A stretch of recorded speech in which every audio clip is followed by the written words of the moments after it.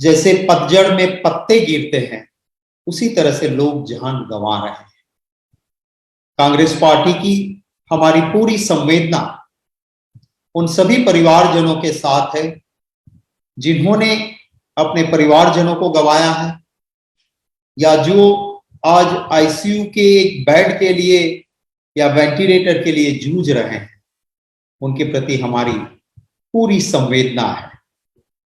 कोई कैलिमिटी आती है, कोई ऐसी आपदा आती होती है, दिक्कतें होती है, पर यहां दर्द इस बात का है कि अगर थोड़ी सी चिंता पहले रखी होती तो देश के लोग जिस तरह से आज जान गंवा रहे हैं उसे बचा जा सकता। जब इस देश में वेव आएगा, दिक्कतें होगी, वो सबसे पहले कहने वाले राहुल गांधी जी थे, जिन्होंने 12 फरवरी 2020 में कहा। उनकी नहीं सुनी, मजाक उनके उड़ाते रहे, ट्रोल करते रहे। उसके बाद बहुत सारे एक्सपर्ट्स ने कहा, फर्स्ट वेव के बाद भी कहा कि सेकंड वेव आएगा, इंडिया को तैयारी करनी चाहिए। अनदेखी की गई। हमारी सभी पार्टीज के मेंबर पार्लियामेंट्स की स्टैंडिंग कमेटी फॉर हेल्थ है, जिसने 16 अक्टूबर और 26 अक्टूबर 2 दिन के लिए लगातार कोविड के चलते जो दिक्कतें आने वाली है उसके लिए आगाह किया। खास करके ऑक्सीजन की दिक्कतें आएगी, उसका प्राइस का अभी से चिंता करना होगा। ऑक्सीजन की दिक्कत ना हो उसकी चिंता करें, ये कहा गया। अनदेखी की गई। दिल्ली हाईकोर्ट ने फटकार लगाते हुए कहा कि आप इसकी चिंता कीजिए, अनदेखी की गई। टास्क फोर्स है, उन्हीं का साइंटिस्ट है, उनकी बात जो थी उनके ऊपर भी थोड़ा सा भी काम नहीं हुआ, और इस देश के सुल्तान झोला लटका के वेस्ट बंगाल का चुनाव लड़ने के लिए चले गए और देशवासियों को राम के नाम पे वोट लेने के बाद पूरा राम के भरोसे छोड़ दिया। और पूरा देश आज अपनी जान बचाने के लिए सरकार की ओर नहीं दे सकता है, सरकार के अस्पताल की ओर नहीं, अब उसको भी करना कह दिया है कि मरना है तो मरो, आत्मनिर्भरता से मरो। ये देश के ये हालत आज बना के रखे। आज देश को जरूरत है युद्ध स्तर पे तुरंत काम करना चाहिए। इंफ्रास्ट्रक्चर जल्दी से जल्दी हेल्थ का बढ़े, जल्द से जल्द ऑक्सीजन सप्लाई ठीक हो, रेमडेसिविर मिले या टॉसिल चाहिए तो वो मिलना चाहिए, दवाइयां मिलनी चाहिए, वेंटिलेटर्स वाले बेड्स मिलने चाहिए, आईसीयू बेड्स मिलने चाहिए। ये प्राथमिकता है, आज देश की जरूरत है। इस वक्त पे इस देश का सुल्तान क्या करता है, आपको ताज्जुब होगा। देश के सुल्तान ने आज अपनी सरकार से ऐलान कर दिया कि प्रधानमंत्री जी का वैभवी नया आवास बनेगा, और इसके लिए जो एनवायरमेंट क्लियरेंस चाहिए वो मैं दे रहा हूं। आज उसकी प्रायोरिटी वो। आज जब देश के लोग दर दर की ठोकरें खाते हैं, तब इस देश के प्रधानमंत्री की सरकार, इस देश का सुल्तान अपना महल बनाने के लिए कहता है कि ये एसेंशियल सर्विस में गिना जाएगा, ये युद्ध के स्तर पे काम होगा, और दिसंबर 2022 तक प्रधानमंत्री जो देश के सुल्तान बन के बैठे हैं उनका महल 22 दिसंबर तक बन जाना चाहिए। क्या ये प्राथमिकता होनी चाहिए? आज प्राथमिकता होनी चाहिए ऑक्सीजन प्लांट युद्ध के स्तर पे बने। आज प्राथमिकता होनी चाहिए आईसीयू बेड्स लोगों को मिले। आज प्राथमिकता होनी चाहिए वैक्सीन लोगों को जल्द से जल्द मिल जाए। पर ये कोई नया नहीं है। मैं गुजरात से आता हूं, मैं इनको अच्छी तरह से जानता हूं। जब वो गुजरात के मुख्यमंत्री बने, गुजरात तो महात्मा गांधी जी की भूमि, सादगी को मानने वाली भूमि थी।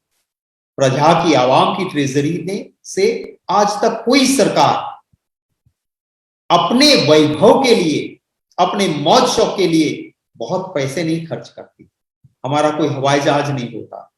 हमारे मुख्यमंत्री गुजरात से किसी भी पार्टी के थे, वो सर्विस प्लेन में, तब तो इतनी फ्लाइट्स नहीं चलती थी, फिर भी वो सर्विस फ्लाइट से आते थे, स्पेशल हवाई जहाज से नहीं आते थे। आज के देश के सुल्तान जब गुजरात के मुख्यमंत्री बने, सबसे पहला काम किया कि चीफ मिनिस्टर बंगलो के पास के 8 बंगलोज जो मंत्री के निवास स्थान बंगलोज थे, वो सारे एक्वायर कर लिए और वो सारे मुख्यमंत्री के बंगलों में गिने जाएं। करोड़ों रुपए चीफ मिनिस्टर का बंगलो मॉडर्नाइज करने के लिए, और उसमें एक कमरा तो ऐसा बनाया जैसा शीश महल हो, चारों ओर शीशे, ऊपर भी शीशे, नीचे भी शीशे, पता नहीं उस शीश महल में वो क्या करते हैं, और वो सारा अवाम की ट्रेजरी से पैसा है। एक भी, मैं हेल्थ मिनिस्टर रहा हूं, मैं दावे के साथ कहता हूं कि कांग्रेस की सरकार रही, गुजरात के अंदर हमने एशिया की सबसे बड़ी अस्पताल को ठीक किया। एक ही कॉम्प्लेक्स में हमने कैंसर अस्पताल बनाया, हमने कार्डियक इंस्टीट्यूट बनाया, हमने डेंटल को स्ट्रेंथन किया, हमने किडनी इंस्टीट्यूट को स्ट्रेंथन किया। ये सुल्तान आज जो देश के गुजरात के मुख्यमंत्री बने, एक नया अस्पताल नहीं बना, एक भी नहीं बना, ना बनाया अपना आलीशान घर, चीफ मिनिस्टर का बंगलो बना के वहीं से संतोष नहीं मिला।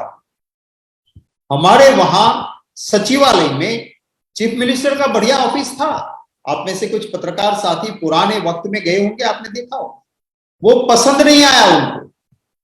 एक अलग ब्लॉक, जिस तरह से यहां नॉर्थ ब्लॉक और साउथ ब्लॉक है, मुख्यमंत्री जी का नया दफ्तर स्वर्णिम संकुल करोड़ों रुपयों का बनाया। क्या जरूरत थी? उस वक्त गुजरात में आप उसी पैसों से कम एक अच्छा अस्पताल नहीं बना सकते? क्या उन अस्पतालों में ऑक्सीजन प्लांट नहीं डाल सकते? क्या अच्छे वेंटिलेटर नहीं ला सकते? नहीं किया। ये जो मनोदशा है, आवाम के पैसे से मौज करो और आवाम मरे तो मरे, मैं तो हिंदू मुसलमान करके मेरी वोट बैंक भर लूंगा, उसी अहंकार के साथ वेस्ट बंगाल का चुनाव लड़ने गए थे। मैं सैल्यूट करता हूं इस देश के वोटर को भी कि उनको पहचानने लगे हैं, और इनको और भी देखना किस तरह से ये चलाते हैं देश को। पहले क्या कहते थे? जान है तो मित्रों जहान है। और आज क्या वही जान की कोई कीमत नहीं रही है आपको? आपने जो रिलीज की, आप वीडियो कॉन्फ्रेंस में मास्क लगा लेते हो जब कोई नहीं सामने, और रैली में जाते हो आप और आपके गृह मंत्री मास्क नहीं लगाते। क्या संदेश देना चाहते हो? आज एक्सपर्ट्स कह रहे हैं, मैं आज टास्क फोर्स के सदस्यों को सुन रहा, उनको जब पूछा गया क्या देश में लॉकडाउन जरूरी है, वो एक्सपर्ट्स, वो टास्क फोर्स के सदस्यों ने कहा कि कहीं पर भी जब आप वो हालत बन जाए कि आपके पास बेड कम पड़ जाए, आपके पास ऑक्सीजन कम पड़ जाए, आपके पास दवाई कम पड़ जाए, तो एक ही उपाय रहता है और वो होता है लॉकडाउन। और लॉकडाउन के जरिए जो एक वायरस की चेन है, उस चेन को हम तोड़ सकते हैं, और इसी लॉकडाउन के दरमियान हमें इंफ्रास्ट्रक्चर को और बढ़ाना होगा। वो आज एक्सपर्ट्स कह रहे हैं। राहुल गांधी जी ने ठीक ही कहा है कि लॉकडाउन कीजिए आप, लेकिन बिना सोचे समझे मत कीजिए। लॉकडाउन ऐसा कीजिए कि रोज का लेके रोज खाने वाला आदमी, जो मजदूर है, जिसके पास आमदनी नहीं है, जिसके पास बैंक बैलेंस नहीं है, जिसके पास घर में पूरे साल का या महीने का धान राके नहीं रखा गया है, उनके लिए जो हमारी न्याय योजना थी, कि जहां उनकी चिंता थी, उसी तरह 6-6 हजार रुपये उन लोगों के अकाउंट में डालिए। आप विस्ता प्रोजेक्ट में 20,000 करोड़ डाल रहे हो, आपका नया आलीशान सुल्तान घर बनाने के लिए। मैं सांसद हूं, हम इस संसद गृह में बैठते हैं, क्या जरूरत है नई पार्लियामेंट बनाने की? वही पैसे आप लगाइए और उन गरीब को 6-6 हजार रुपये हर महीने दे दीजिए, इससे लोगों का कल्याण। आज आप देखिए क्या हालत है, जिसका आप मॉडल दिखाते हो। अरे गुजरात कोई मोदी मॉडल नहीं, गुजरात तो महात्मा गांधी का मॉडल। और महात्मा गांधी जी ने कहा था कि जो वैष्णव जन तो तैने रे कहिए, जे पीड़ पराई जाने रे, माने दूसरे के दुख को समझ सके, वो गुजरात मॉडल महात्मा गांधी का था।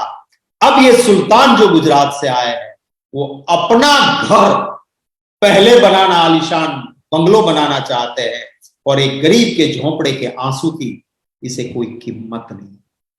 बड़े दुख की बात है, बड़े दर्द की बात है जब देखता हूं मैं उस मेरे गुजरात में एम्बुलेंस की लाइनें लगी है और घंटों तक इंतजार के बाद वो एम्बुलेंस में बैठा हुआ मेरा गुजराती दम तोड़ देता।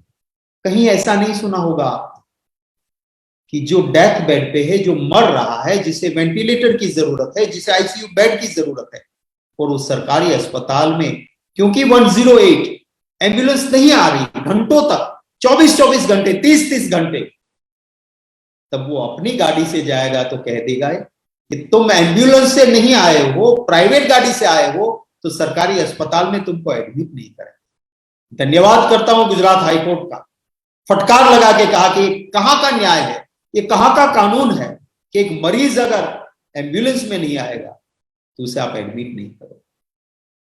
कुछ नहीं करना था, थोड़ा सा प्लानिंग करना था। अगर वो प्लानिंग हो जाती, दर्द के साथ कहता हूं कि थोड़ी सी प्लानिंग हुई होती, आज देश इतनी बुरी हालत में नहीं। कहा जाता है हिस्ट्री रिपीट इटसेल्फ, इतिहास अपने आप में पुनरावर्तन करता है। कभी कभी दुख के साथ लगता है कि क्या यही हो रहा है। इस देश में एक सुल्तान हुआ था, तुगलक, और उस तुगलक ने अपनी करेंसी बंद कर दी थी और अर्थतंत्र लुढ़क गया था। आज फिर से एक सुल्तान है जिसने करेंसी बंद की, अर्थतंत्र लुढ़क गया।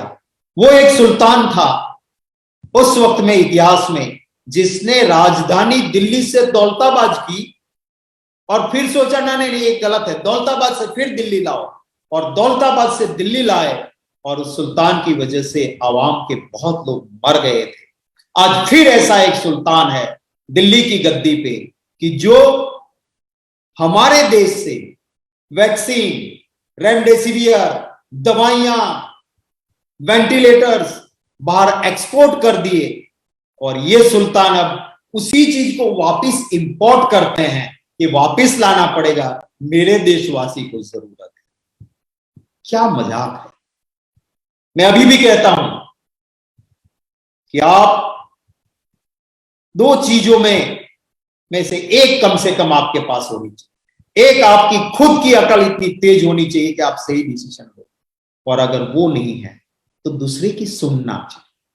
यहां दिक्कत यह है कि खुद की ठीक नहीं सोच और दूसरे की सुनना नहीं है।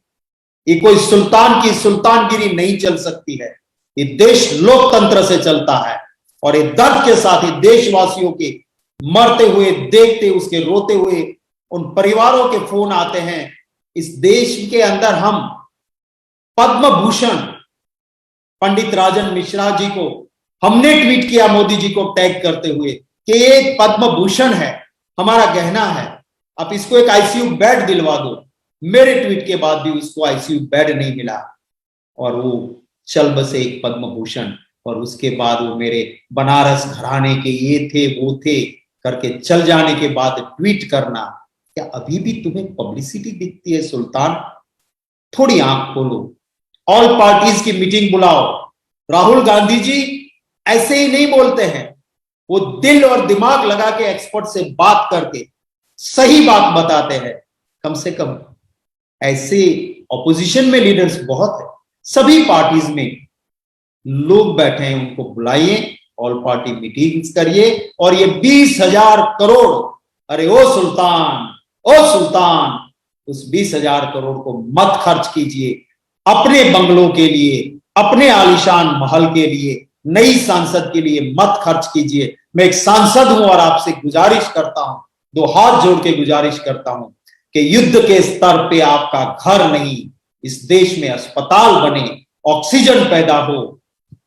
आपने तो शायद इसमें भी आपके लोग कभी कभी खुश होते होंगे कि आप उस ऊंचाई पे ले गए हो कि देशवासी को अब ऑक्सीजन नहीं मिलता। ये मजाक छोड़िए, हमें शर्म आती है जब बाहर से जो कुदरत ने दिया है, हवा में से ऑक्सीजन लेना है, उस ऑक्सीजन के लिए भी आप व्यवस्था नहीं कर सकते हो और बाहर से ऑक्सीजन का कंटेनर मंगवाना पड़ता है, तो आप कर क्या रहे थे?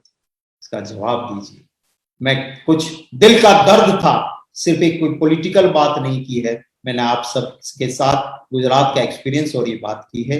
आपके कोई भी सवाल होंगे तो उनका स्वागत रहेगा। Thank you very much.